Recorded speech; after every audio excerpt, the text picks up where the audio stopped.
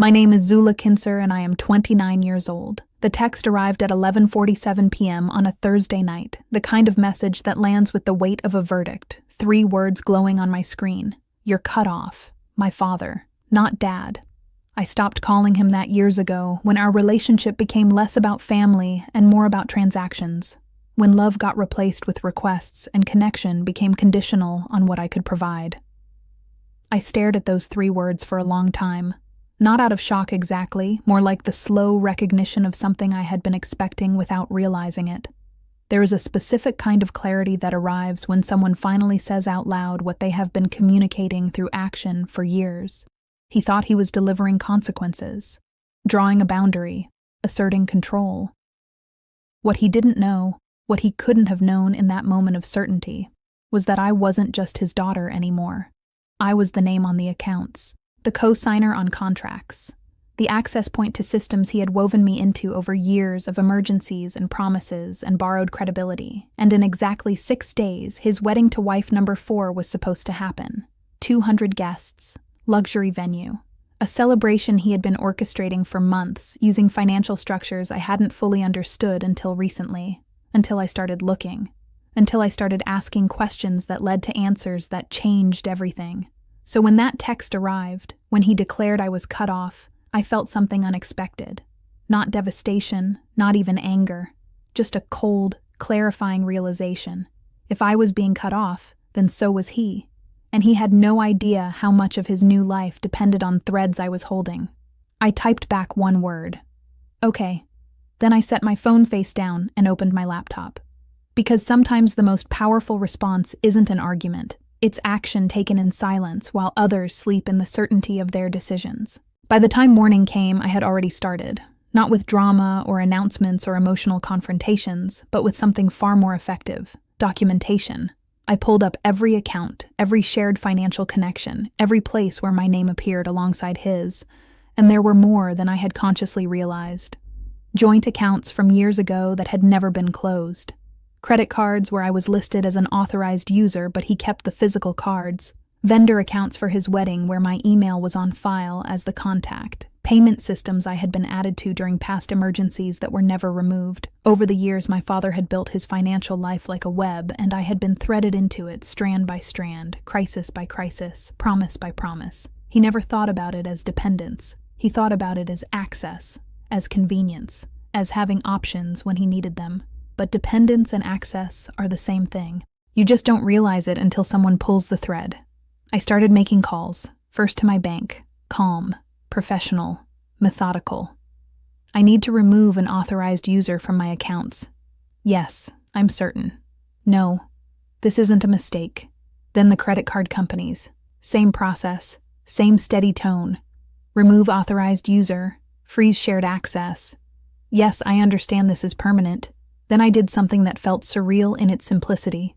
I contacted the wedding venue, explained that payments made using my accounts and email had been processed without my explicit authorization, that I was disputing charges and freezing any future transactions linked to my information. The coordinator, a woman named Lisa, who sounded exhausted even before I started talking, went quiet for a long time. Then she said something I will never forget. "Ma'am, the wedding is in 6 days." "I know," I said. "Do you understand what this means? The vendors won't deliver without confirmed payment. The contracts have a 72-hour cancellation window. If funds don't clear, we cannot host this event." "I understand," I said. And I meant it. Because for the first time in years, I understood exactly what I was doing and why. The first call came at 6:32 a.m. the next morning, my father's number lighting up my screen with an urgency that felt almost frantic. I didn't answer. Then another, then 3 more in rapid succession. Then my phone started buzzing with texts. "Call me now. This is serious. What did you do?" I watched them accumulate like evidence, not of his concern for me, but of his realization that something fundamental had shifted, that the ground he thought was solid had moved overnight. By mid-morning, the calls expanded. Monica, his fiancée, her voice high and strained. Family members I hadn't spoken to in years, suddenly deeply invested in reconciliation.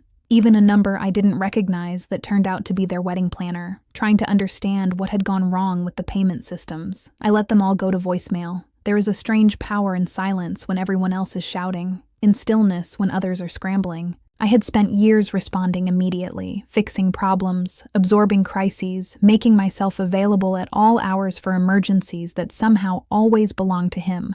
This time, I simply waited. Let the consequences arrive at their own pace. Let reality assert itself without my interference.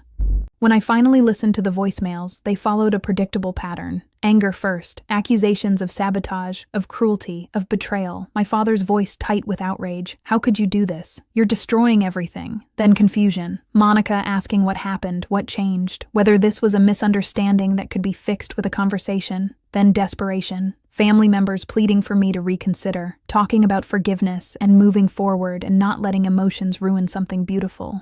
Beautiful. That word kept appearing.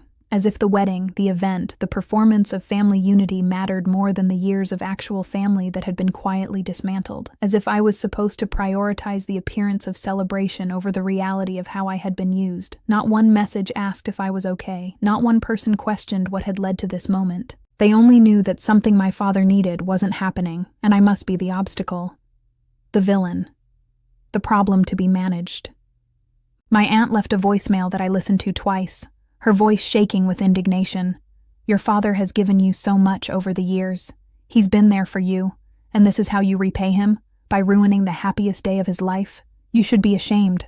I deleted it slowly, deliberately, because people who talk about what someone gave you never count what they took. They don't measure the nights you went without because he needed money.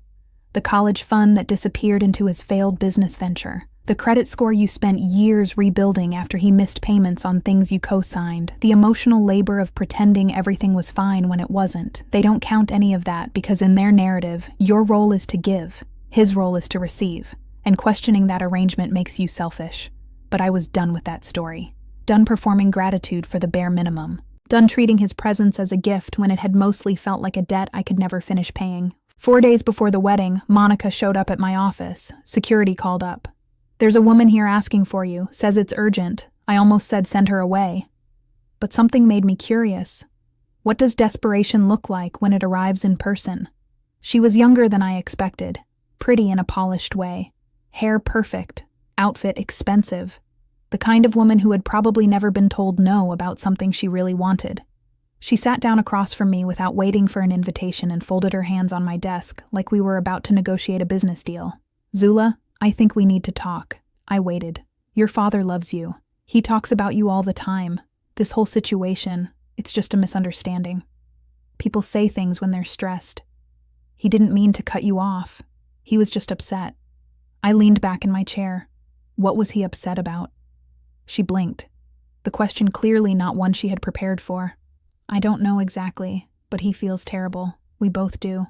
And we're hoping you can help us fix this before the wedding. The vendors are saying there are payment issues. The venue is threatening to cancel. I know you have access to some of the accounts, and if you could just authorize the payments, everything would be fine. We could all move forward. She said it so casually. Just authorize the payments. As if $48,000 in charges I never approved were a minor clerical issue. As if my name being used without my knowledge was an oversight we could laugh about later. I pulled out a folder I had prepared. Printed bank statements, account histories, transaction records. I slid them across the desk. This is $48,000 that moved through accounts with my name attached. I didn't authorize these payments. I didn't approve these charges. I didn't even know about this wedding until 6 months ago when you called to ask me to help with final expenses. Monica's face went pale. She looked down at the papers like they were written in a language she didn't understand. I didn't know it was that much, I swear. He said you were helping, that you'd agreed. I leaned forward. Did he also tell you he sent me a text 4 days ago cutting me off? That he ended our relationship with 3 words and no explanation? Her hands started shaking slightly. No, he didn't mention that. I believe you, I said. And I meant it. But not knowing doesn't change what happened. The disputes are filed. The accounts are frozen. What happens to the wedding now is between you, him, and the vendors. I'm out. She tried pleading then, tears forming, voice breaking, talking about how much this wedding meant, how many people were coming, how embarrassing it would be to cancel, how this was supposed to be a new beginning, and I felt something unexpected. Not satisfaction, sadness, Because I recognized the language she was using, the same language I had used for years, trying to hold together something that was already broken, trying to make someone else's choices feel like my responsibility. I told her gently, "You're marrying someone who built a life on access to other people's resources without asking, who uses family as leverage when it benefits him and cuts people off when it doesn't. If this wedding falls apart, it's not because of me. It's because the foundation was never solid." She left without another word. I watched from my window as she sat in her car in the parking lot for almost 20 minutes before driving away. I wondered if she was calling him. I wondered if she was starting to ask questions she should have asked months ago. The wedding was supposed to happen on Saturday at 3 p.m. I spent that afternoon at a bookstore, something I hadn't done in months because I was always dealing with some emergency, some crisis, some situation that required my immediate attention. I bought 3 novels, sat in the cafe with tea, turned my phone off completely, not on silent, off. For the first time in years, I was unreachable, and it felt like freedom. When I finally turned my phone back on that evening, the messages were overwhelming. 53 texts, 29 missed calls, voicemails from numbers I didn't recognize, people who had been at the venue. The wedding had been canceled, vendors hadn't shown. The venue refused to open without confirmed payment. 200 guests had arrived to locked doors and a printed notice saying the event was postponed due to unforeseen circumstances.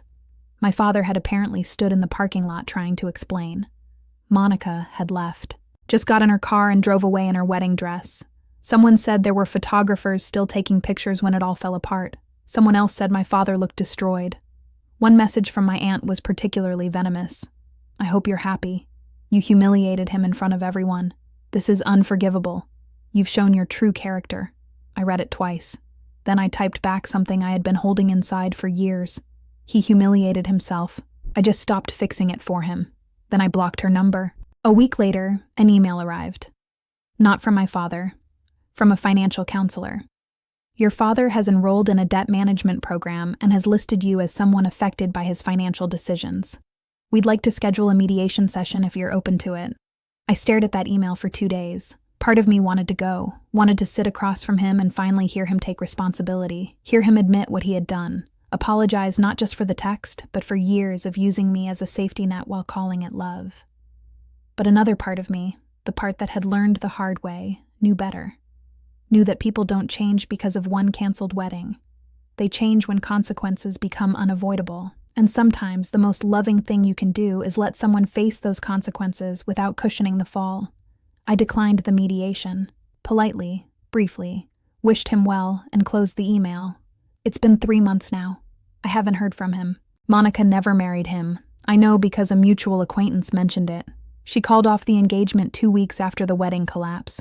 My father moved to another state, starting over, again, building a new life the way he always does, with optimism and promises and the unshakable belief that this time will be different. And me? I'm still here. My accounts are mine.